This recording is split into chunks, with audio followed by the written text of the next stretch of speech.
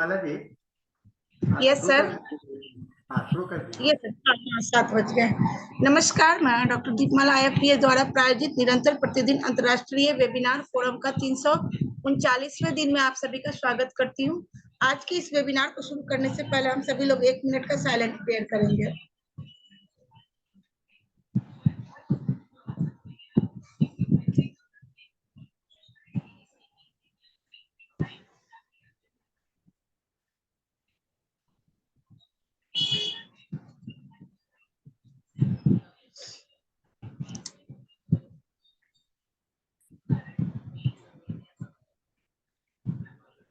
Okay, आज के हमारे गेस्ट स्पीकर हैं डॉक्टर आनंद चतुर्वेदी। सर का मैं एक छोटा सा इंट्रो दे रही हूँ। डॉक्टर आनंद चतुर्वेदी सर का शिक्षण अनुभव 38 सालों का है। ये पूर्व प्राचार्य Anushree homeopathic medical college Jabalpur के।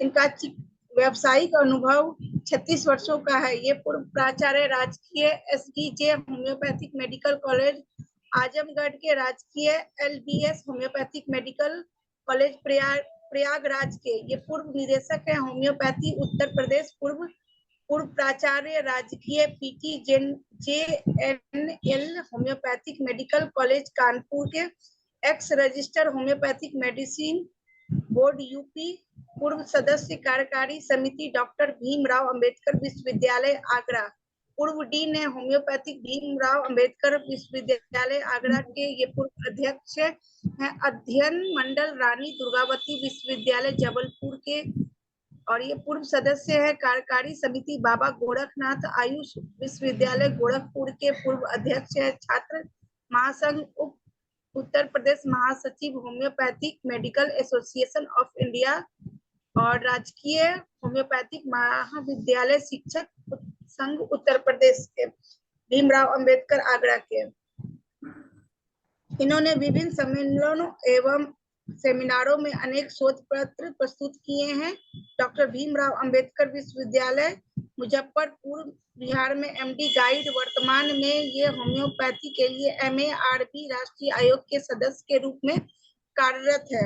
इनका आज का विषय है होम्योपैथी विज्ञान और कला का स्वरूप। So doctor Anand Chaturvedi sir, आपका IFPS मंच पे बहुत बहुत स्वागत है। Over to you sir. नमस्कार। नमस्कार सर। मैं इस अभी विशेष परिचय देना चाहूँगा।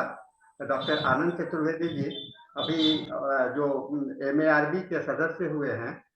वैसे तो मैं व्यक्तिगत रूप से इन्हें बधाई दे चुका हूँ, लेकिन आज इस IFPS फोरम के मंच पे भी मैं डॉक्टर आनंद चतुर्वेदी जी को हार्दिक बधाई देता हूँ कि आप इस महान जो होम्योपैथी के सबसे उच्च संस्थान है उसके MARB के बोर्ड के सदस्य हैं। मुझे विश्वास है कि इनके नेतृत्व में ये जो होम्योपैथी का जो कॉलेजेस का स्तर और भी सुधार होगा, क्योंकि इनके पास में काफी ज्ञान के भंडार को लेकर के हैं। बहुत ही मृदुभाषी हैं, बहुत ही सभी का बात सुनने वाले हैं और सब बात को करके ये अपने करते हैं। तो सर, मैं आपका स्वागत करता हूं इस मंच पर और आपसे निवेदन करता हूं कि आप अपना PPT अपलोड करके अपना लेक्चर्स को। सर स्लाइड दिख रही है क्या? शेयर हो गई है? यस यस, ठीक है। सबसे पहले मैं आप सबको धन्यवाद देता हूं कि आपने हमें मौका दिया कि मैं आप सबसे एक बार दूर से ही सही मुलाकात कर सकूं और अपने विचारों को रख सकूं। जहां तक मेरे दायित्वों और निर्वहन का संबंध है, वो सब हमने डॉक्टर साहनी जी से ही सीखा है। वो आप स्वयं पहले केंद्रीय होम्योपैथिक परिषद के सदस्य थे और एजुकेशन कमेटी के अध्यक्ष भी रहे, तो आपसे बहुत कुछ सीखा हमने। एक मान्यता मेरी शुरू से रही है कि होम्योपैथी को कुछ अलग अंदाज से हमें समझना चाहिए, क्योंकि अपने आप में होम्योपैथी एक ऐसी विधा है चिकित्सा विधा की, जिसमें हमारे मास्टर हेनीमैन ने एक अनूठी अद्भुत चीज मानवता को दिया, जिससे हम रोगों का समूल नाश करते हैं, और इस कार्य के लिए हमको दक्षता प्राप्त होती है। इस दक्षता को प्राप्त करने के लिए हमें दो चीजों का एक साथ कमांड या अपने को इतना उच्च करना पड़ता है कि हम एक तरफ साइंस की चीज को समझ सकें, दूसरे आर्ट को। कैसे होम्योपैथी एक साइंस है जिसमें हमें क्या क्या समझना है, हम पहले उसको बताना चाहेंगे, फिर उसके बाद हम बताएंगे कैसे आर्ट से हम जुड़ते हैं और उसमें हम क्या क्या करते हैं। बात कोई नई नहीं है, पुरानी ही चीजें हैं, पर उसको हम नए अंदाज में आपसे कहना चाहेंगे। साइंस, सबसे पहले हम आपसे बताना चाहेंगे कि साइंस कुछ नई चीज नहीं होती।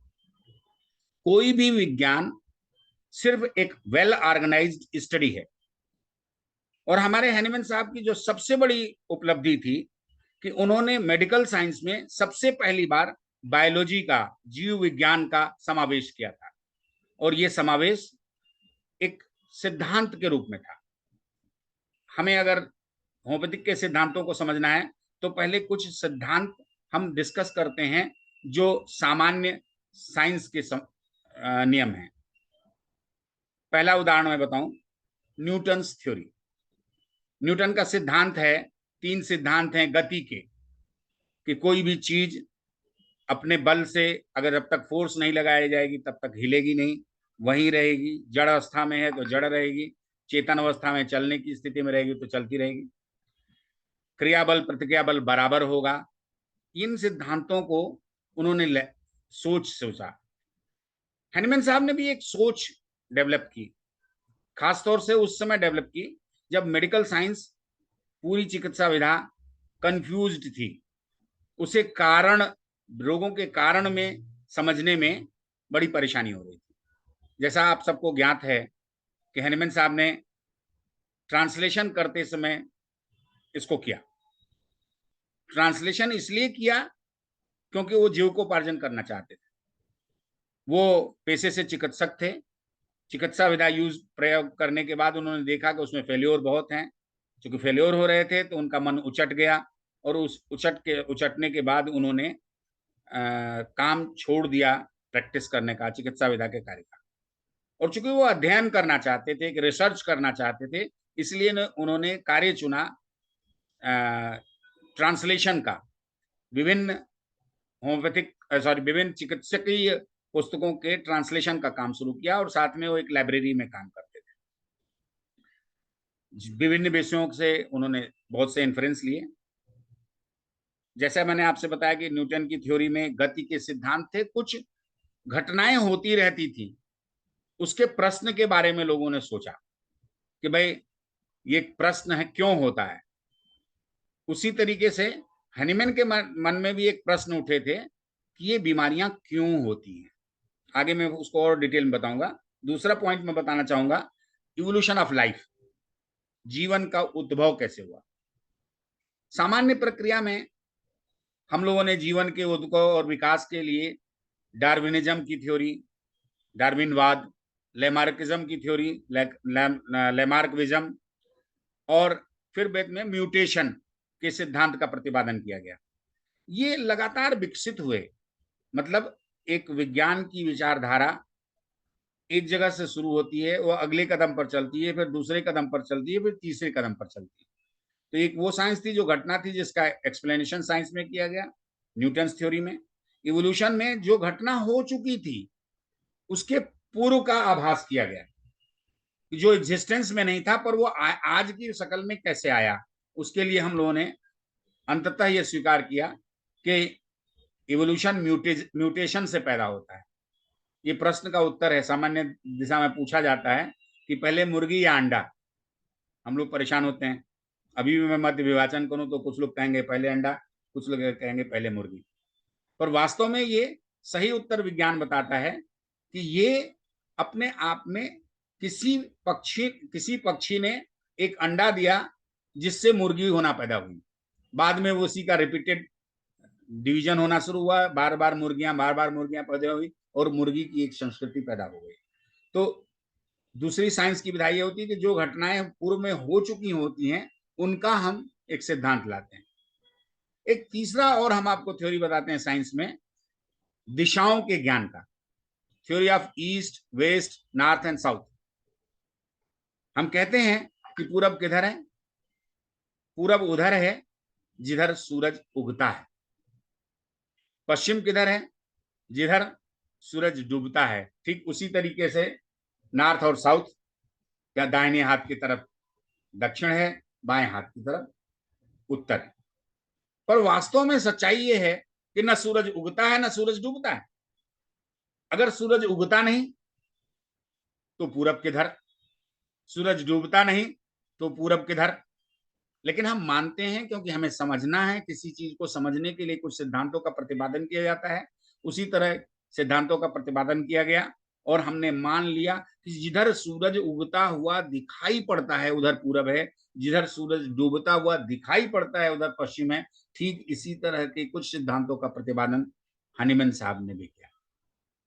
हमारे मास्टर हनीमैन ने जब ट्रांसलेशन का वर्क क्यूलेन मैथमेटिका का कर रहे थे तो उन्होंने ये पाया कि क्यूलेन साहब ने कहा है कि गैस्ट्रिक इरिटेशन से ये चाइना सिनकोना गैस्ट्रिक इरिटेशन पैदा करती है।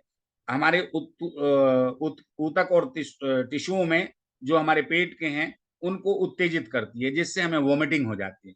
और वोमिटिंग होने की वजह से जो येलो बाइल इकट्ठा रहता है, जो काज ऑफ मलेरिया है, वो दूर हो जाता है और मलेरिया ठीक हो जाता है।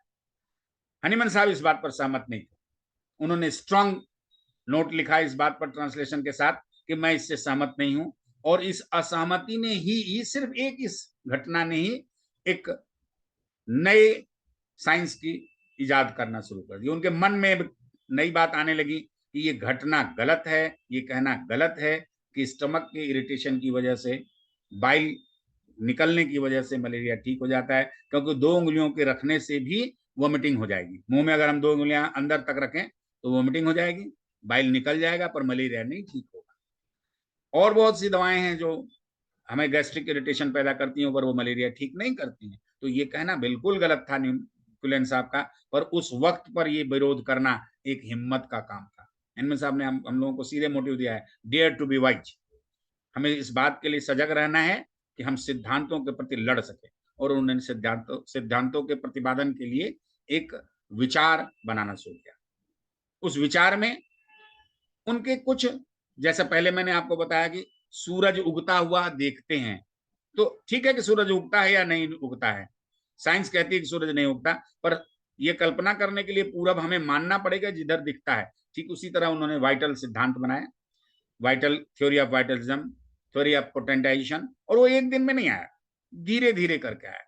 आपने देखा कि 1790 में उन्होंने प्रथम दवा होम्योपैथी की ढूंढी, जिसे चाइना कही गई, सिनकोना कही गई।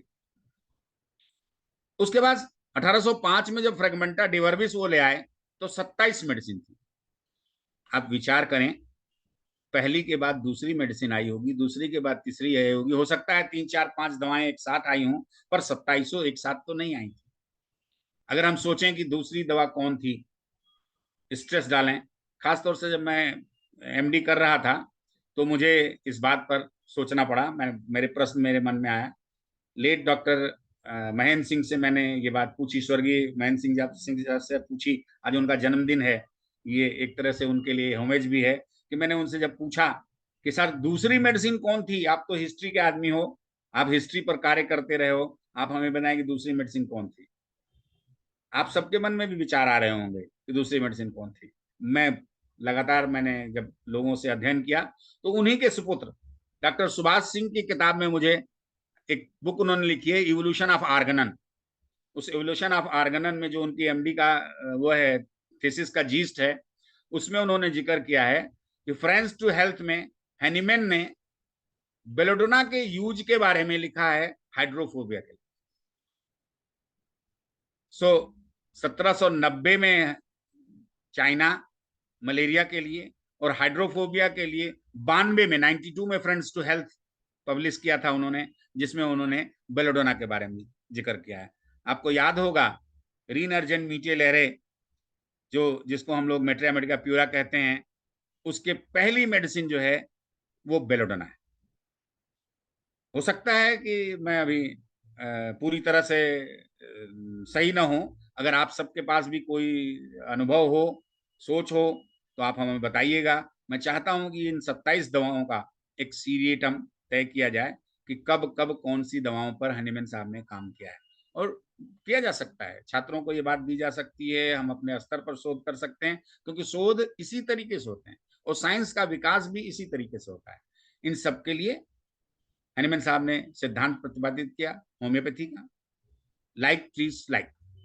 ये कोई नया सिद्धांत नहीं था, हमारे पास बहुत दिनों से है आयुर्वेद में, भारतीय कल्चर में। आपको जानकर आश्चर्य होगा कि शायद किसी ने बताया भी हो आपको, या मुझे नहीं मालूम कि बताया या नहीं। 18 किताबें जिस लेप्जिक में वो लाइब्रेरी में थे, लाइब्रेरियन के रूप में काम कर रहे थे, लेप्जिक ने जहां वो जिस लाइब्रेरी में काम कर रहे थे, 18 तमिल बुक्स वहां थी और they are related to medicine, और उसमें विष ही विष की औषधि है, इन सिद्धांतों का जिक्र किया हुआ था। तो अक्सर शोधकर्ता, साइंस का आदमी किन्हीं भी चीजों के बारे में एक थ्योरी ले आता है, विचार करता है, फिर एक्सपेरिमेंट करना शुरू कर देता है। हनीमैन ने भी एक्सपेरिमेंट करना शुरू कर दिया। जो दूसरा एक्सपेरिमेंट किया उन्होंने, वो था प्रूविंग। उन्होंने स्वयं ये प्रश्न उठा कि मलेरिया कैसे होता है, तो उन्होंने कहा भाई बाइल से तो नहीं है, बाइल के एक्युमुलेशन से तो नहीं होता है। तो उन्होंने शुरू किया ये सोचना कि ये मलेरिया होता कैसे। उन्होंने सिनकोना बार्क का स्वयं पर प्रभाव देखा, अपने परिवारजनों के ऊपर प्रभाव देखा, दोस्तों मित्रों के ऊपर प्रभाव देखा, और ये पाया कि अगर लगातार प्रयोग किया जाए सिनकोना का तो मलेरिया लाइक सिम्टम होंगे। मैंने जो अभी कहा, मलेरिया के समान लक्षण पैदा होंगे। हनीमैन ने ये नहीं कहा मलेरिया पैदा होगा, हनीमैन ने कहा मलेरिया के समान लक्षण पैदा होंगे, और अगर समान लक्षण पैदा होंगे तो जब हम इसे दोबारा देंगे तो डाइल्यूटेड फॉर्म में ये उसे ठीक कर देगा। कुछ दिनों तक सिद्धांत उनका डाइल्यूशन का चला, फिर उन्होंने पोटेंटाइजेशन की थ्योरी लाई। जैसे मैंने कहा कि क्रमशः विकास होता है विज्ञान में। मैं उस मास्टर हनीमैन को सैल्यूट करना चाहूंगा जिस व्यक्ति ने अपने जीवन में लगातार संघर्ष करते हुए, उनको देश निकाला हो जाता था, शहर निकाला हो जाता था, यहां से वहां जाते थे, यहां तक कि यात्रा में, आप सबको पता है कि यात्रा में उनके एक पुत्र की मृत्यु हो गई जिसका क्रिमेशन तक उन्हें करने नहीं दिया गया, और वो दूसरे शहर चले गए, पर उन्होंने होम्योपैथी नहीं छोड़ी। उन्होंने होम्योपैथी के सिद्धांतों के लिए संघर्ष जारी रखा और उन्होंने नई नई औषधियों पर काम किया। एक और बात बताना चाहूंगा कि वो बहुत सी चीजों को के लिए रिजिड नहीं होते थे। आप देखेंगे मेट्रिया मेडिका प्यूरा में शुरू में मेडिसिन उन्होंने डाली थी जो मैग्नेटिस थी, उसको नॉर्थ पोल, मैग्नेटिस साउथ पोल, बाद में उन्होंने मेट्रिया मेडिका से उसे हटा दिया। तो वो इतने ओपन थे कि अपनी बातों को पुनर्विचार भी करते थे और देखते थे, समझते थे। ऐसा कहते हैं कि 100वीं मेडिसिन सोराइनम थी जिसकी प्रूविंग के बाद उनके मृत्यु हो गई थी। उनके मन में ये भ्रम भी था कि शायद प्रूविंग ही मेरी बीमारी का कारण है। उन्होंने एक पत्र अपने मित्र रिलेटिव डॉक्टर बोनिंग हसन को लिखा था कि मैं बीमार हूं और मुझे ऐसा लगता है कि मैंने सोराइनम की प्रूविंग की है और आई शुड टेक, हमें लेना चाहिए आर्सेनिक मेडिसिन। बाद में उनकी मृत्यु के बाद वो पत्र पहुंचा और जब पत्र खोला गया तो देखा कि बोनिंग हसन ने जो रिपोर्टराइज करके मेडिसिन लिखी थी वो नक्स वोमिका थी। शायद अगर नेट का, व्हाट्सएप का जमाना होता तो हनीमैन साहब कुछ दिन और रहते, क्योंकि ये तो मृत्यु पर विजय तो नहीं पाया जा सकता, बीमारियों पर विजय प्राप्त की जा सकती है जो हनीमैन साहब ने हम लोगों को दी है, समूल बीमारियों का नाश। एक अप्रोच थी प्रूविंग की, लेकिन दूसरी बात उन्होंने मेटेरिया मेडिका प्रिपरेशन की थी। देखिए प्रूविंग में तो उन्होंने कहा कि हेल्दी ह्यूमन बीइंग पर हम प्रूविंग करेंगे, उन लक्षणों का हम लोग रखेंगे इलाज के लिए, लेकिन जब मेटेरिया मेडिका में गए तो उन्होंने क्लिनिकल सिम्टम को भी जोड़ने की बात कही। दूसरी किताबों में लिखे हुए सिद्धांतों, मेडिकल साइंस की बुक्स में लिखी हुई चीजों को भी जोड़ने की, एम्पिरिकल सिम्टम की बात कही। उन्होंने इस बात को भी देखा कि जो टॉक्सिसिटी के लक्षण होते हैं उनको भी मेटेरिया मेडिका में जोड़ा। तो ये जो सिद्धांत था मेटेरिया मेडिका का वो प्रूविंग से ज्यादा बड़ा था। प्रूविंग प्लांट में भी की गई, प्रूविंग एनिमल्स में भी की गई, और बाद में उस मेटेरिया मेडिका को प्रयोग करने का भी एक विधि बताया। मेटेरिया मेडिका में प्रूविंग करने की विधि कि उन्होंने बताई कि हमको सिम्टम सिमिलरिटी से मैच करना। सिम्टम सिमिलरिटी लक्षणों का को आपस में मिलान करना। उस पर मुझे एक घटना याद आती है, मैं अक्सर अपने लेक्चर में जिक्र करता हूँ, एक बार फिर आप सबसे भी शेयर करना चाहूँगा कि मैंने नई शुरू में प्रैक्टिस करना शुरू किया था। मेरी शादी भी इंटर्नशिप में हो गई थी और उसके बाद हम पति पत्नी लखनऊ में प्रैक्टिस रहने लगे थे। मैं प्रैक्टिस करते क्लिनिक पे जाने लगा था। पहले घर में क्लिनिक की थी, बाद में मार्केट में शॉप लेके उसमें क्लिनिक शुरू की। तो एक दिन मेरी पत्नी ने कहा कि उन्हें किसी शादी में जाना है और ये एक साड़ी है, इसमें फाल चाहिए मुझे, तो ये फाल खरीदते हो आना, आपके मार्केट में फाल की दुकान है, उससे लेकर आना। मैं साड़ी लेकर सुबह चला, पर मुझे किसी एक पेशेंट को देखना था। मैं उसके घर गया और वहां गलती से मैं बातों बातों में भूल गया। मैं पहुंच गया अपनी क्लिनिक पे। क्लिनिक से जब मैं लौट कर चलने लगा तो याद आया, पत्नी घर जाने की तरफ जाते ही पत्नी की याद आई और तब मुझे ये याद आया कि अरे भाई, उनके लिए तो मुझे फाल खरीदना था। 2-4 दुकान बाद ही वो फाल की वो था, दुकान थी। मैं उनके पास पहुंचा, हमने कहा यार लाल साड़ी के लिए एक लाल फाल दे दीजिए। बंगाली थे वो जो सेल्समैन थे। उन्होंने कहा कि लाल, रेड, यू मीन रेड? हमने कहा हाँ लाल। तो बोला ये देखो, 300-400 सेट लाल के थे। मैं खुद ही परेशान कि लाली देखन मैं चला, मैं भी हो गया लाल। मुझे खुद भी समझ में नहीं आया कि अरे यार ये लाल कौन सा मैं सेलेक्ट करूं। तो हमने कहा ये तो बहुत परेशानी का काम है। बोले कुछ नहीं, आप जाइए साड़ी ले आइए, मैं तुरंत बताता हूँ। मुझे भी समस्या का समाधान है कि साड़ी लाना चाहिए। मैं साड़ी ले गया उस मरीज के घर, वहां जाके साड़ी ले आया, उसकी दुकान पे ले आया। मैंने साड़ी दी उनको। उन्होंने उस साड़ी के नीचे कुछ फाल के उसको रखा, 1 रखा, 2 रखा, 3 रखा। फिर उन्होंने कहा ये सही है। तो हमने, ये आपने कैसे समझा? तो उन्होंने कहा कि ये फाल के नीचे मैंने रखा और आप देखो ये इसमें ये दिखता नहीं है, मतलब ये बिल्कुल सिमिलर। तो हनीमैन साहब ने भी यूज ऑफ मैट्रियामेट का यही कहा है कि हमें फाल मिलाना है, हमें मैच करना है। नेचुरल है वो दोनों कपड़े अलग अलग हैं, साड़ी का कपड़ा अलग है और वो फाल का कपड़ा अलग है, वो बिल्कुल सेम तो नहीं हो सकता। तो इसी तरह डिजीज के सिम्टम और मैट्रियामेटिका के सिम्टम बिल्कुल एक होना जरूरी नहीं है। उसके लिए हो सकता है कि हमें आगे जरूरत पड़े कुछ कॉम्प्लीमेंट्री मेडिसिन की, कुछ दूसरी मेडिसिन की, और हम उसके प्रयोग करके डिजीज को एक पूरी तरह से हम निकाल सकते। तो दूसरी बात उन्होंने जो हमको समझाई हनीमैन साहब ने, कि अगर हमने मैट्रियामेटिका तैयार कर ली तो हम उसका उपयोग कैसे करेंगे। तो देखिए, एक ऐसा सिद्धांत प्रतिपादित करने वाला, जब दुनिया जहान से लड़ रहा था कि होम्योपैथी क्या है बता रहा था, दूसरी तरफ वो नए नए औषधियों को फिर से देख रहा था और इसके साथ साथ वो कोशिश कर रहे थे कहना चाहिए, आई शुड नॉट से था, कर रहे थे कि वो दुनिया को बता सकें कि कैसे होम्योपैथी अलग है दूसरों से। और सारे सिद्धांतों के लिए लेख लिखते थे, पब्लिश कराते थे, समझाते थे और स्वयं अपना एक ग्रुप बनाया उन्होंने, जिनके माध्यम से ये होम्योपैथिक मैट्रियामेटिका डेवलप हुई। आर्नल्ड डी रेशनल हेलिकुंचे लिखा। अक्सर लोग कह देते हैं कि आर्गन ऑफ मेडिसिन हनीमैन ने लिख दिया। मित्रों, हनीमैन ने जो पुस्तक लिखी थी वो कहीं भी आर्गन ऑफ मेडिसिन नहीं थी। ये पुस्तक तो, आर्गन ऑफ मेडिसिन तो ट्रांसलेशन वर्क है उनके आर्नल्ड डी रेशनल हेलिकुंचे का, जो इंग्लिश में किया गया।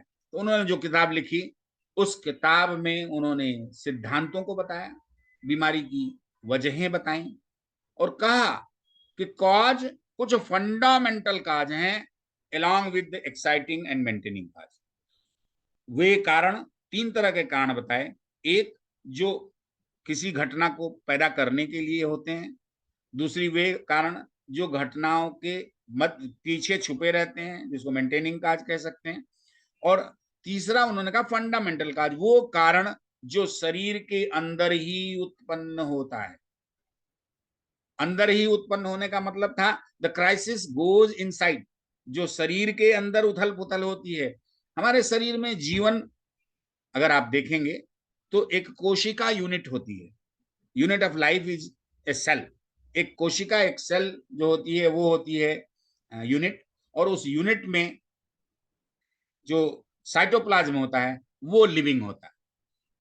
अगर आप देखेंगे आरबीसी में न्यूक्लियस नहीं है, साइटोप्लाज्म है, वो चलता रहता है, जीवित रहता है 120 दिन तक। डब्ल्यूबीसी में न्यूक्लियस है, वो जीवित रहता है 5 से 6 दिन। प्लेटलेट्स में कोई कोशिका नहीं वो नहीं होती, सॉरी कोशिका तो है पर उसमें कोई केंद्रिक नहीं होता, कोई न्यूक्लियस नहीं होता, वो 1 से 2 दिन तक जिंदा रहता है। तो जिंदा रहने की वजह क्या है? कुछ रासायनिक क्रियाएं, जिसको हम लोग स्पष्ट तौर से बायोलॉजी में कहते हैं मेटाबॉलिज्म, उपापचय क्रियाएं, अपचय उपचय, एनाबॉलिज्म कैटाबॉलिज्म, और यही जीवन है। जैसे मेंडल ने कहा था कि कोई फैक्टर है जो आनुवंशिक होता है, जिसके कारण माँ बाप से हमारे चीजें मिलती हैं, उसी तरीके से बाद में हमने उस फैक्टर को जीन में कन्वर्ट कर दिया। तो आज वक्त है, जरूरत है इस बात की कि हम वैज्ञानिक सोच के अनुसार इस वाइटल फोर्स थ्योरी को एक नए रिप्लेसमेंट में दें। मेरे विचार से we can replace vital force with the word metabolism. अगर मेटाबॉलिज्म की बात करें तो यही जीवन है। आप देखिए, हम लोगों के बाल सफेद हो गए, अगर हम इसमें काला करना चाहें तो हमें सिर्फ डाई करने के अलावा कोई उपाय नहीं, हम इंटरनल मेडिसिन से नहीं ठीक कर सकते। क्यों? क्योंकि इसके अंदर का जो वो ब्लैक मटेरियल मेलनिन था, जो अब पूरी तरह से हट गया है, वो मेटाबॉलिज्म से वहां नहीं लाया जा सकता। तो ये सब चीजें हैनीमैन ने एक्सप्लेन की हैं दूसरे वर्ड्स में। अब धीरे धीरे हमें साइंटिफिक एक्सप्लेनेशन देना चाहिए। आपने देखा है use of homeopathic medicine in वेटरी science बहुत कॉमन हो गया, जहां हम लोग भाई कई बार स्ट्रेस देते हैं कि बिना मेंटल सिम्टम के हम नहीं समझते थे। ये नहीं है कि पशुओं में मेंटल नहीं होता, पर हम उसको समझ नहीं सकते। अगर समझने की कोशिश करते हैं तो भी पार्शियल होता है। तो ऐसी कंडीशन में वेटरनरी साइंस में हम फिजिकल सिम्टम्स को वैल्यू दे करके मेडिसिन सेलेक्ट करते हैं। Plant medicine, use of homeopathic medicine in agronomy बिल्कुल साइंटिफिक है। एक स्प्रे करके दवाएं डाली जाती हैं और देखा जाता है कि एग्रीकल्चर में जो बीमारियां आई हैं, जो पौधों में, पादप में, अनाज में जो बीमारियां आई हैं, वो ठीक हो जाती हैं। हमारे गुरु, हमारे सीनियर डॉक्टर गिरीश गुप्ता जी ने अपनी इंटर्नशिप में टोबैको मोज़ेक वायरस पे काम किया। सोलोनेसी फैमिली में जो तंबाकू का वो था, पौधा होता था, उसमें एक बीमारी होती थी, उसको दूर करने के लिए, फंगल डिजीज होती थी, उसको दूर करने के लिए होम्योपैथिक दवाएं दी और उससे पाया गया कि फंगस रोका जा सकता है। और एस.एम. पाल खुराना, डॉक्टर दत्ता, बहुत लोग हैं जिन्होंने एग्रोनॉमी में काम किया है। तो होम्योपैथी सिर्फ ये महसूस करना कि सिर्फ एनिमल पर रहेगा, सिर्फ मनुष्य पर रहेगा, इतना ही नहीं था। ये हैनीमैन ने उसी समय बता दिया। लाइक सिम्टम की बात करी थी, एक बीमारी की बात नहीं की थी, क्राइसिस की बात करी थी। ये तो साइंटिफिसिटी है। और मजेदार बात आप देखिए कि विज्ञान में कोई भी प्रयोग लगातार करते रहने पर रिजल्ट समान आना चाहिए। अगर रिजल्ट बार बार समान आ रहा है तो उसे सत्य माना जाएगा। हम लोग लगातार इतने दिनों से काम कर रहे हैं, बेलेडोना का इफेक्ट वही का वही है, जबकि कितनी एंटीबायोटिक मेडिसिन आई जो आई और चली गई। उनके आने के बाद में हुआ कि इससे रेजिस्टेंस डेवलप हो रहा है या अभी बीमारी को ठीक नहीं कर रहे हैं, पर हमारी बेलेडोना, रस्टाक्स, सिपरसल, सेलिशिया वैसी ही काम कर रही है जैसा आज के 200 वर्ष पूर्व काम कर रही है। तो वैज्ञानिक प्रमाण इस बात के तथ्य कहते हैं कि हमारी वैज्ञानिकता में कोई कहीं किसी भी प्रकार की कमी नहीं है। सो होम्योपैथी कुल मिलाकर एक ऐसी साइंस है जिसे हमको मॉडर्न कंसेप्ट से एक्सप्लेन करना है, पर वो विज्ञान है, वैज्ञानिक विधियों पर है और उसी सिद्धांतों पर मानना चाहिए। सो साइंटिफिसिटी इन होम्योपैथी, क्या है होम्योपैथी में वैज्ञानिकता? नंबर 1 कि it is something result which is repeated been occurred. एक घटना पर जो प्रयोग हम करते हैं उसका रिजल्ट बिल्कुल सेम आ रहा है। रीप्रूविंग, फिर से नई चीजों का अध्ययन किया गया और देखा ही गया कि 200 साल पहले जैसी ही मेडिसिन अभी भी काम कर रही है। अनदर थिंग, हैनीमैन ने शुरू से कहा था कि जो जीवन है वो डायनेमिक है। डायनेमिक इन सेंस क्रियाशील है, स्थिर नहीं रहता, चलता रहता है। ऐसा हम देखते हैं कि जीवन जो कोशिकाओं में होता है वो चलनशील है। वही कोशिका मरी हुई, हमारे शरीर के नाखून का निचला हिस्सा जिंदा होता है, सबसे ऊपर का हिस्सा मर जाता है, जिसे हम काट कर निकाल देते हैं, हमें कोई दर्द नहीं होता है। क्यों? क्योंकि उसके अंदर मेटाबॉलिज्म बंद हो जाता है। रिसेप्टर्स पेन तभी तक काम करेंगे जब तक कि वहां कोई परिवर्तन होगा, रासायनिक, फिजिकल, भौतिक, और ये परिवर्तन होने के लिए जरूरी है कि वहां मेटाबॉलिक रिएक्शंस हों।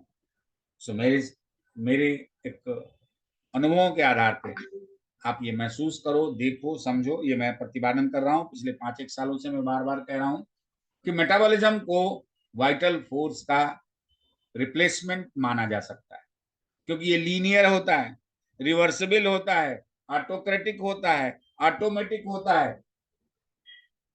ऊर्जा उत्पादन के लिए क्या ग्लूकोज मॉलिक्यूल ऑक्सीजन की उपस्थिति में काम करेगा, तो वो ग्लाइकोलिसिस में जाएगा या पेंटोज शुगर पाथवे में जाएगा, ये बात तय करने के लिए कोई कंट्रोलर नहीं होता, शरीर स्वयं तय करता है। शरीर के अंदर से स्वतः क्राइसिस में एंडोक्राइन हार्मोन सीक्रेट होते हैं जो इमरजेंसी मैनेज करते हैं, और हमारी रासायनिक भौतिक क्रियाएं अदल बदल हो जाती। होम्योपैथी का दूसरा पार्ट है आर्ट। जैसे मैंने आपसे कहा, साइंस एक सिद्धांत होता है, सिद्धांतों पर चलना आर्ट होता है। जैसे कंप्यूटर बनाना, लैपटॉप बनाना, वेबिनार करना, ये साइंस है, लेकिन इसके अंदर जो चीजें उपयोग की जा रही हैं उसको समझने करने के लिए हम लोगों को एक कला का ज्ञान करना पड़ता है। हमारी होम्योपैथी में भी कला है। कला, सबसे पहले तो हम सोचेंगे कला क्या होती है, आर्ट क्या होती है।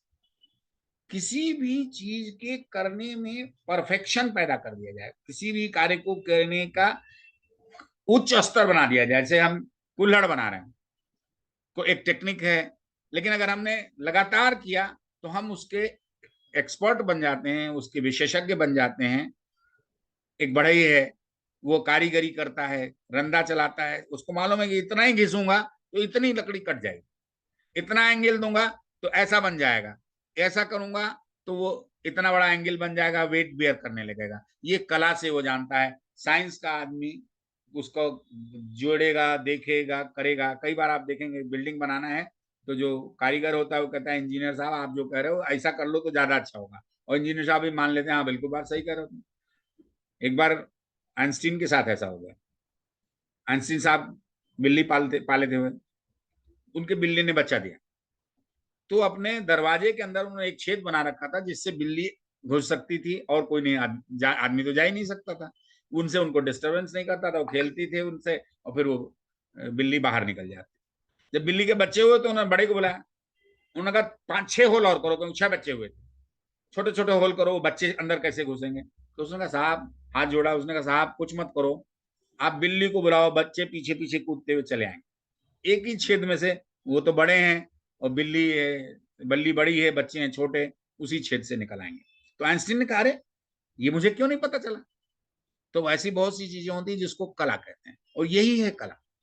और ये कला हम होम्योपैथिक डॉक्टरों को सीखना बहुत जरूरी है, क्योंकि होम्योपैथिक के सिद्धांतों का उपयोग करने के लिए कला के ज्ञान की आवश्यकता हो। सबसे बड़ी कला होम्योपैथी के पार्ट में है, वो होती है केस टेकिंग। हनीमैन साहब ने खूब कहा केस टेकिंग करना है, अनप्रिविलेज्ड रहना है, पर एक मन अनप्रिविलेज्ड हो जाएगा। केस टेकिंग करने के लिए एक मरीज ने, हमने तो होम्योपैथी पढ़ी है, मरीज से जब हम पूछते हैं कि तुम्हारे स्टूल, तुम्हारे जो टट्टी है, जो पाखाना हुआ है, उसका रंग कैसा है, तो हंसता है, कहता है डॉक्टर साहब आप ही देखो, हमने तो नहीं देखा। पर हम हरी ब्लड इंस्टिंक्ट ब्लैकिश स्टूल का मायने समझते हैं। आज उसको पैथोलॉजी से एक्सप्लेन किया जाता है। हमारे हैंडमैन ने बहुत पहले कहा कि पॉलीक्रोमेटिक होगा तो उसकी मेडिसिन अलग है, पेनलेस होगा तो उसकी मेडिसिन अलग है, पेनफुल होगा तो उसकी मेडिसिन अलग है। पर हमारे मरीज नहीं जानते हैं, उन्होंने नहीं पढ़ा, तो जब उनसे कुछ चीजें हम लोग पूछते हैं तो वो बता भी नहीं पाते। दूसरी चीज कि ये भी होता है कि हमें उनको कोई ऐसे कोई लीडिंग क्वेश्चन नहीं पूछने का डायरेक्शन है उनकी तरह। हनीमैन साहब ने सीधे कहा ऐसे प्रश्न नहीं पूछोगे जिससे वो कुछ निर्णय ऐसा देने लगे जो प्रभावशील हो जाए, प्रभावी हो जाए। तो उन्होंने कहा कि लीडिंग क्वेश्चन नहीं पूछने चाहिए। तो केस टेकिंग एक आर्ट है, इसे हमें समझना होता है। तो केस टेकिंग में हम करते क्या है, हम केस टेकिंग में हम इंटरनल क्राइसिस को समझने की कोशिश करते हैं, जो अंदर हो रही होती है केशिकाओं में, हमारे शरीर के अंगों में। इन्फ्लेमेशन अगर हो रहा है, शोध हो रहा है लीवर में, तो बाहर के लक्षण से हम छू कर देखते हैं, वोमिटिंग, उनको उल्टियां होती हैं, नौशिया मतलब उबकाइयां आती हैं, इनसे हम महसूस करते हैं कि ये लीवर के अंदर की बीमारी है, जो हम अपने ज्ञान से, अपने पढ़ाई के ज्ञान से समझते हैं। और इन चीजों का हम मरीज को समझने के लिए निकालने की कोशिश करते हैं। तो सिम्टम को गैदर करना, लक्षणों को गैदर करना, सिर्फ लक्षणों को ही गैदर करना नहीं, उन लक्षणों को हमें ये भी है कि टोटलिटी ऑफ सिम्टम बनाना है। Total sum of symptom is not totality of symptom. तो हमारी जरूरत क्या होती है केस टेकिंग की, हमारी एम, उद्देश्य क्या है, वो है इरेक्शन ऑफ टोटलिटी। हमें टोटलिटी बनाना होता है। बेसिकली उन लक्षणों की जानकारी प्राप्त करनी होती है जो पिक्यूलियर हो, अनकॉमन हो, और जिनसे हम बीमारी को ठीक कर पाते हैं, वास्तविक बीमारी की समझ कर पाते हैं। और इस चीज के लिए हमें एक तो ज्ञान करना पड़ेगा, एक कला सीखनी पड़ेगी, केस टेकिंग कैसे करें। फिर उन सिम्टम्स को जो प्राप्त कर लिया है उससे हम टोटलिटी कैसे बनाएं, क्योंकि कहीं भी कोई क्लियर कट गाइडलाइन नहीं कि इन लक्षणों को छोड़ दो, और हर लक्षण को छोड़ा भी नहीं जा सकता। तो हमें टोटलिटी ऑफ सिम्टम इरेक्ट करना होता है, और टोटलिटी ऑफ सिम्टम को हमें बनाना है। ये भी एक कला है। एक बहुत बड़ा टूल हनीमैन साहब दे गए। उन्होंने 4 पुस्तकें लिखी, 3 पब्लिश हुई, चौथी नहीं हुई। आर्नल of medicine, chronic disease, materia medica pura. एक बुक लिखी थी उन्होंने रिपोर्टरी की। उस महान वैज्ञानिक के बारे में सोचिए कि उन्होंने अपनी लिखी हुई पुस्तक नहीं पब्लिश करवाई। अपने द्वारा अपॉइंट किए झार और स्टॉल के स्टाफ के द्वारा लिखी गई रिपोर्टरी की पुस्तक नहीं एक्सेप्ट की, जो उनके निर्देशन में तैयार की जा रही थी। उन्होंने अपने एक मित्र जो पेशे से वकील थे, बोनिंग हसन, उनकी रिपोर्टरी को अपने उपयोग में लाया और कहा कि दिस इज अ रिपोर्टरी। एक ऐसा टूल बताया, एक ऐसा रास्ता बताया कि जो हम लोग परेशान होते थे कि भाई हम सिमिलरिटी कैसे करेंगे, कैसे अपने दिमाग में इतनी बातें याद रखेंगे, इतने लक्षण याद रखेंगे सिम्टम सिमिलरिटी के लिए। उन्होंने रिपर्टराइजेशन की बात की। Repertorisation is not reverse of the materia medica, it is above than materia medica. ये खाली उल्टा नहीं है मेट्रिया मेडिका रिपर्टरी का। रिपर्टरी में मेट्रिया मेडिका को उल्टा नहीं है कि लक्षणों से आधार पर मेडिसिन लिखी गई। यहाँ ग्रेडेशन ऑफ मेडिसिन लिखी गई। एक ऐसा तथ्य जो बहुत बड़ा महत्वपूर्ण है कि एक मेडिसिन को ग्रेड दिया जाएगा कि वो ज्यादा महत्वपूर्ण है, कम महत्वपूर्ण है। अलग अलग वैज्ञानिकों ने अलग अलग ढंग से उसको दिया, ग्रेडेशन अलग अलग दिया, रूब्रिक्स अलग अलग से लिखे, उसकी लैंग्वेज बदल गई, मेट्रिया मेडिका की लैंग्वेज नहीं रह गई। लेकिन अब जब हम प्रयोग करते हैं तो हमें रिपर्टराइजेशन करते समय इस बात का ध्यान रखना होगा कि हम टोटलिटी ऑफ सिम्टम बनाने के बाद सिलेक्शन ऑफ रिपर्टरी करें। एक ही रिपर्टरी का इस्तेमाल करेंगे तो हम रिजल्ट सही नहीं पाएंगे। हर केस के अनुसार हमें रिपर्टरी का सिलेक्शन करना पड़ेगा, और फिर तब हम कहीं जाके रिपर्टराइजेशन कर पाएंगे, जो एक मैथमेटिकल फिनोमेना है। वहां तो सिर्फ मैथमेटिक्स लगनी है, वहां आप सिलेक्शन कर लोगे, लेकिन अंतिम रिजल्ट बनाने के एक बार फिर से आपको एनालिसिस करना पड़ेगा। वो क्या कि सबसे ज्यादा नंबर पाने वाली मेडिसिन नहीं हुई। मेडिसिन कुछ दूसरी भी हो सकती है जो ज्यादा सिम्टम कवर कर रही होती, हो सकता है कोई एसेंशियल सिम्टम का कवर कर रही हो। तो हम एक बार फिर से कला का उपयोग करते हैं और हम अपने पूरी बात को घुमा देते हैं अपने ढंग से कि हम क्या चाहते हैं। एक और पक्ष है, वो है सिलेक्शन ऑफ रेमेडी। कि एक बार फिर से मैट्रिया मेडिका पर वापस दौड़ते हैं।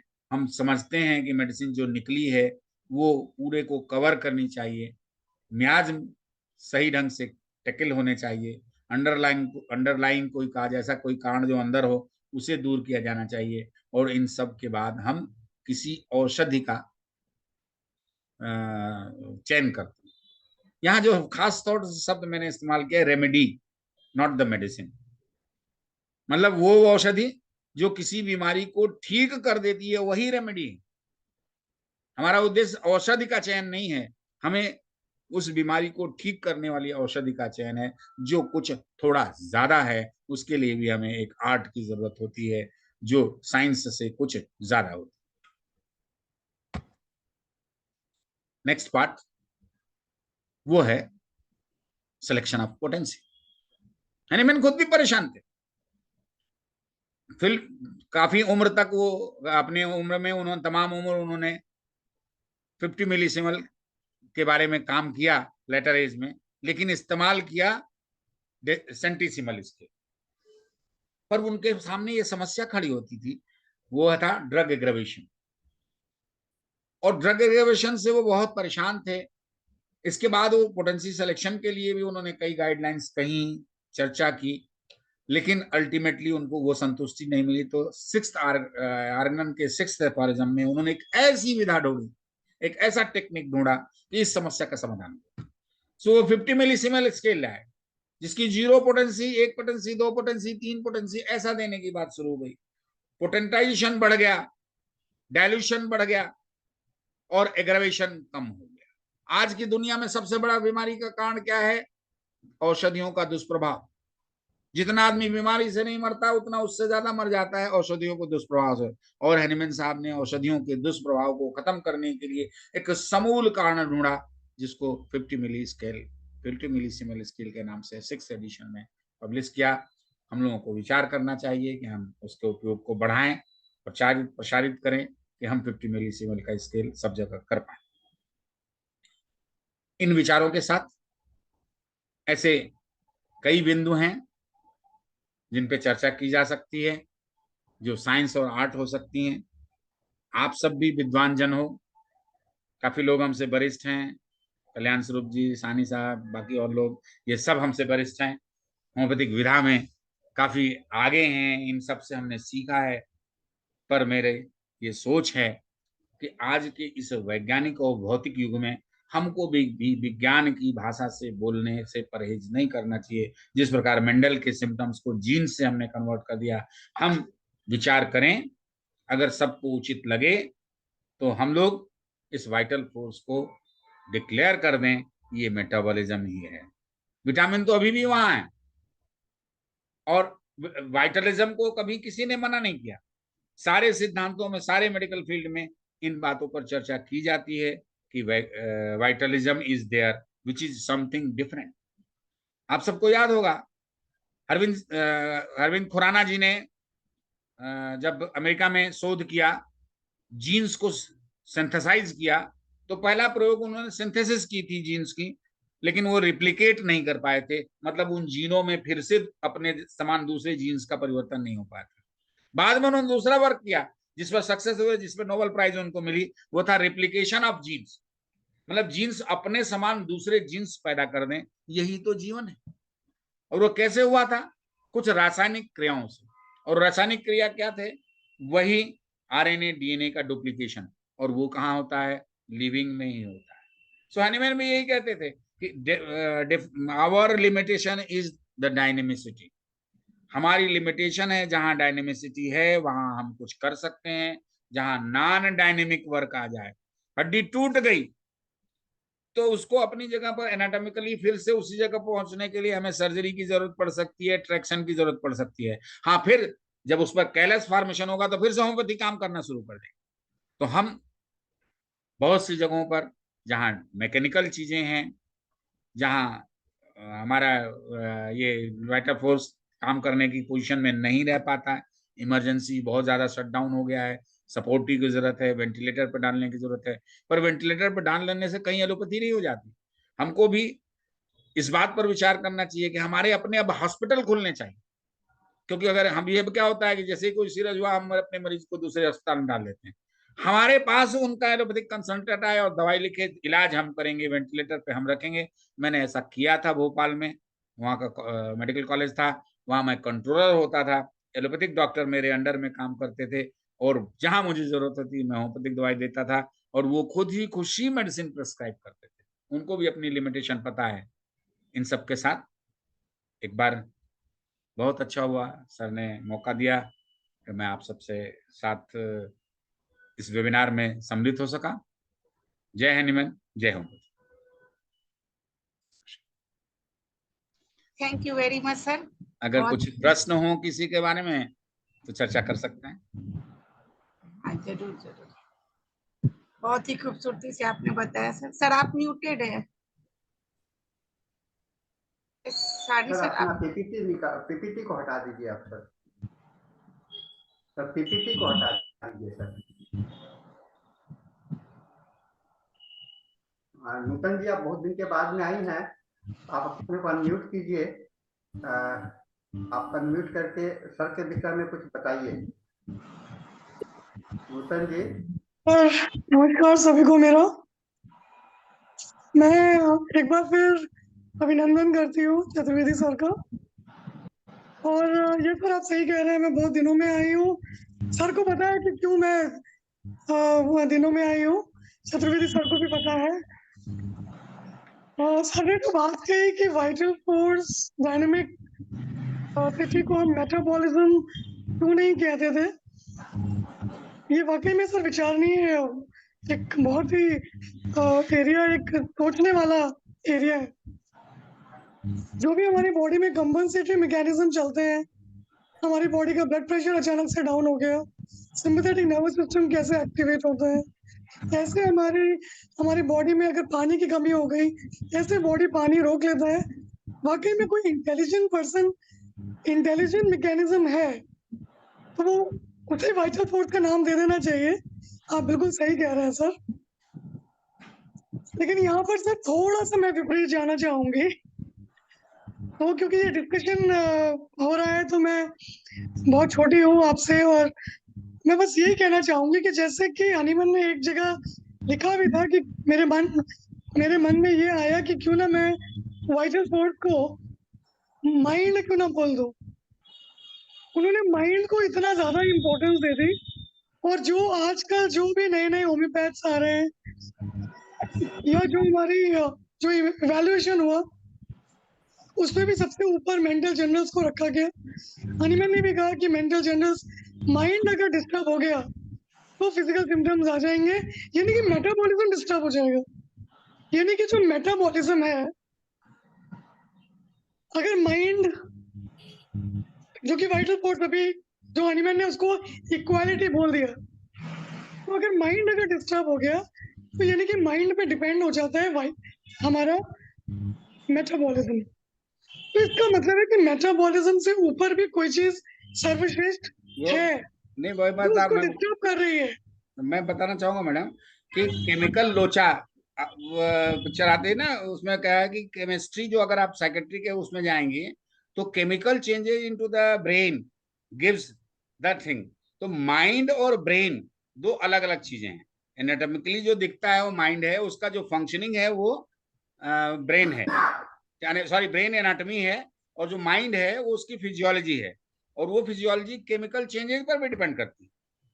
कुछ केमिकल सिक्रीट हो जाते हैं तो वो हो जाता है, हमें खुशियां मिलती हैं तो हमारा जो पूरा हार्मोनल सिस्टम है उसको उसको इंट्रोड्यूस करने वाला सेक्टर, लिम्बिक सिस्टम, वो वर्किंग करना शुरू कर देता है, और उसके सिक्रीशन से हमारे बॉडी के अंदर डिफरेंट मेटाबॉलिक रिएक्शन बदल जाते हैं। अब मैं इसमें असहमत नहीं हूं कि नाम जरूरी नहीं है कि मेटाबॉलिज्म में किया जाए, कुछ ढूंढा जाए।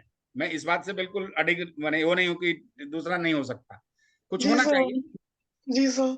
एंड सर आपने एनसीएच में पहुंच के जैसा भी जो जो सीबीडीसी फॉर्मेट में जो रेपेटाइजेशन है फर्स्ट ईयर में, जैसे कि आपने बोला कि रेपेटाइजेशन मटेरियल मेडिका एक ही सिक्के के दो, उससे ऊपर ही रखा जाना चाहिए। बिल्कुल सही है सर कि रेपेटाइजेशन से हम लोग मटेरियल मेडिका की नॉलेज हमें गेन होती है। और ये आपने बहुत अच्छा किया एनसीएच के माध्यम से कि फर्स्ट ईयर में जो 30 क्लासेस आपने शुरू की, रेपिटेशन की, योगा की, ये वाकई में बच्चों के काम आएंगे। Thank you so much sir. और भी बहुत सारे क्वेश्चंस मेरे पास हैं, लेकिन समय बोलिए। नहीं है। अच्छा, और सारे अभी समय है नूतन मतलब जी, अभी समय है, आप क्वेश्चंस कर सकती एक हैं। एक हाँ, निवेदन है कि सब लोग 10 अप्रैल को हनीमैन बर्थडे मन रही है, राष्ट्रपति महोदया दिल्ली में आ रही हैं, अगर संभव हो सके, कंपल्सन नहीं है तो यहाँ आए, क्योंकि बहुत दिनों बाद एक बार एचएमआई की कॉन्फ्रेंस में गांधी जैल सिंह जी बॉम्बे गए थे, और अब बहुत दिनों बाद वर्तमान राष्ट्रपति महोदया ने, मुर्मू जी ने हम लोगों को समय दिया है, तो हम लोग उनके सामने उपस्थित हों, उनके साथ लंच करें, कुछ डिस्कशंस भी करें और आगे बढ़ाएं। ये मंच उचित तो नहीं है, फिर भी मैं कहने से अपने को नहीं सर, वो नहीं बहुत कर पा उचित रहा है हूँ। सर। तो आप हम लोग, मैं डेली इस बात को प्रचारित कर रहा हूँ इस मंच हाँ सर, पर आपकी तरफ कि से सभी प्रचार आ ही को रहा है। इस हाँ इस महासंगम होगा होम्योपैथी के लिए। और अगर हम, आपने कहा कि अगर संभव हो, तो ऐसी बात ना कहा, ठीक है, निश्चित रूप से आना है, सभी को आना है, सभी लोग मिलेंगे साथ, और एकजुटता का, अपनी सॉलिडरिटी का हम लोग वहाँ परिचय देंगे कि सभी होम्योपैथी एक हैं, सभी कोई होम्योपैथी के विकास के लिए हैं। इससे क्या होगा कि अब देखिए कितना बड़ा अवसर हम लोग को मिला है कि राष्ट्रपति महोदया हम लोगों के सेमिनार का उद्घाटन कर रही हैं। यह एक बहुत बड़ा अवसर है, हिस्टोरिकल होगा, और इसके साक्षी और उसके भागीदार हम लोगों को सभी को बनना चाहिए। इसलिए मैं ये नहीं कहूँगा संभव नहीं, जो भी किसी भी तरह से हो, आप निश्चित रूप से रजिस्ट्रेशन कराइए। और एक बात मैं यह भी कहूँगा, क्योंकि अब समय बहुत ही कम है और शायद रजिस्ट्रेशन 20 तारीख तक के बाद में बंद हो जा सकता है, क्योंकि सिक्योरिटी के प्रॉब्लम के लिए सारे अरेंजमेंट्स करने होंगे, सभी का जो पार्टिसिपेंट्स होंगे सबका सिक्योरिटी के लिए। तो इसलिए यथाशीघ्र अभी से ही रजिस्ट्रेशन कराइए, लिंक खुला हुआ है, आप अभी करा लेंगे तो आप निश्चित रूप से आपको अवसर मिल जाएगा। तो चूकिए नहीं रजिस्ट्रेशन करा करके, क्योंकि देर होने के बाद में आपको प्रॉब्लम हो जाएंगे। और इसमें मैं सभी से आग्रह करता हूँ हम लोग, और आज संयोग से हमारे चतुर्वेदी साहब भी आ गए और इन्होंने भी इस बात को रखा, और मैं चतुर्वेदी साहब भी दिन रात प्रयास में लगे हुए हैं कि ज्यादा से ज्यादा लोग इसमें भाग ले। मैं भी इसमें लगा हूँ, क्योंकि मैं समझता हूँ कि यह होम्योपैथी के लिए बहुत ही महत्वपूर्ण अवसर होगा। ऐसे होम्योपैथी का जो लोगों के प्रति में जो आस्था है, वो होम्योपैथी के ऊपर में जो आदर है वह बढ़ेगा, क्योंकि राष्ट्रपति महोदया का आना एक अपने आप में एक बहुत ही महत्वपूर्ण विषय होगा। और इसके कहूंगा कि हम लोग के साथ में हमारे बहुत ही निकट साथी हैं डॉक्टर कल्याण स्वरूप जी, और कल्याण स्वरूप जी भी नाम यहाँ पर रखें। डॉक्टर कल्याण स्वरूप सर, आप अपने को अनम्यूट करके बात कीजिए सर। नहीं, अनम्यूट होइए सर आप। हाँ, आप आवाज आई अनम्यूट सर? होइए सर। हाँ यहाँ आ गई हाँ, सर। अब आ रही है सर। हाँ सर, आनंद चतुर्वेदी जी का बहुत ही अच्छा स्पीच रहा। और बीइंग ए होम्योपैथ, जो उन्होंने कहा कि एक होम्योपैथ को एक अच्छा कलाकार भी बनना पड़ेगा। जब तक वो अच्छा कलाकार, एक कलाकार को आपने देखा होगा कि कई रेखाएं खींच करके एक अच्छा सुंदर चित्र बना देता है, उसी तरह से एक होम्योपैथ डॉक्टर सिम्टम्स को कलेक्ट करते करते करते एक ऐसा सुंदर चित्र बनाता है उस मेडिसिन का, जो वो मेडिसिन उस पेशेंट के लिए उपयोगी हो, और हम उस मेडिसिन को दे करके हम सफलता प्राप्त करते हैं। तो हमारा सिद्धांत जो होम्योपैथिक है, वो साइंस के साथ आर्ट जरूरी है, और जिसने आर्ट नहीं सीखा वो जिंदगी में कभी होम्योपैथ भी नहीं कर पाएगा सर। इसलिए आर्ट बहुत जरूरी है, साइंस के साथ साथ आर्ट का होना बहुत जरूरी है।